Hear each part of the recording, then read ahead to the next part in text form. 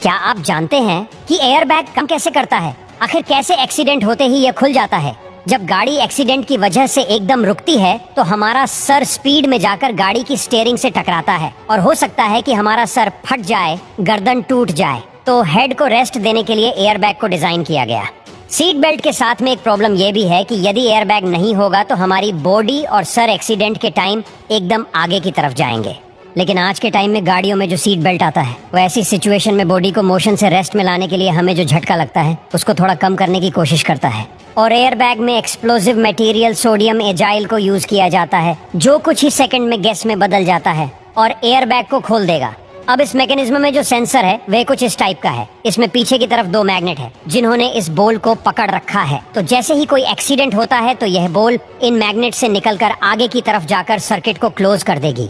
जैसे ही यह circuit close होता है तो यह सर्किट सोडियम एजाइड को 300 डिग्री सेंटीग्रेड पर गर्म करता है और इतने टेम्परेचर पर सोडियम एजाइड में एक एक्सप्लोजन होता है और तुरंत गैस में बदल जाता है। यहाँ पर 50 ग्राम सोडियम एजाइड से 70 लीटर नाइट्रोजन गैस बनाता है।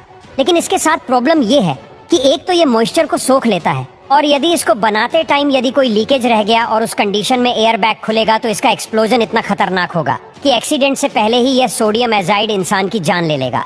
और आज के टाइम में एयरबैग के लिए जो सेंसर यूज में लिया जाता है उसका नाम MIMS सेंसर है जो एक इलेक्ट्रॉनिक कंट्रोल यूनिट से जुड़ा हुआ है। जब कोई गाड़ी का एक्सीडेंट होता है तो ये सेंसर इस तरीके से सर्किट को क्लोज कर देता है और ये सिग्नल जाता है कंट्रोल यूनिट के पास में।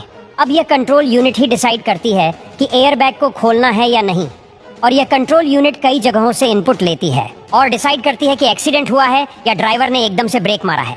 फर्स्ट सिग्नल इस कंट्रोल यूनिट के पास में एक्सीलेरोमीटर सेंसर से मिलता है कि गाड़ी की स्पीड कितनी जल्दी कम हुई है, ये ब्रेक लगाने से कम हुई है या एकदम से गाड़ी किसी चीज से स्ट्राइक होने से कम हुई है। और सेकंड सिग्नल इस कंट्रोल यूनिट को स्पीड सेंसर से मिलता है कि गाड़ी की एक्चुअल में स्पीड क्या है। थर्ड सिग्नल कंट्रोल यूनिट को ब्रेक प्रेशर सेंसर से मिलता है कि ब्रेक कितना प्रेशर से लगाया गया है या फिर गाड़ी की स्पीड किसी चीज के टकराने से कम हुई है या ब्रेक लगाने से। और फोर्थ सिग्नल इस एयरबैग कंट्रोल यूनिट को जायरोस्कोप से मिलता है और यह इस कंट्रोल यूनिट को गाड़ी की 3D पोजीशन दिखाता है कि गाड़ी कितने एंगल पर झुकी हुई है और यदि कोई एक्सीडेंट हुआ है तो किस साइड से गाड़ी को हिट किया गया है। और फिफ्थ सिग्नल इस कंट्रोल यूनिट को डोर प्रेशर सेंसर से मिलता है। गाड़ी में जितने डोर है उतने ही गाड़ी में सेंसर होंगे और इनसे इस कंट्रोल यूनिट को पता लगेगा कि डोर पर कितना प्रेशर पड़ा है। यदि ड्राइवर ने ब्रेक मारा है तो डोर पर कोई प्रेशर नहीं होगा और यदि एक्सीडेंट हुआ है तो डोर पर प्रेशर आएगा।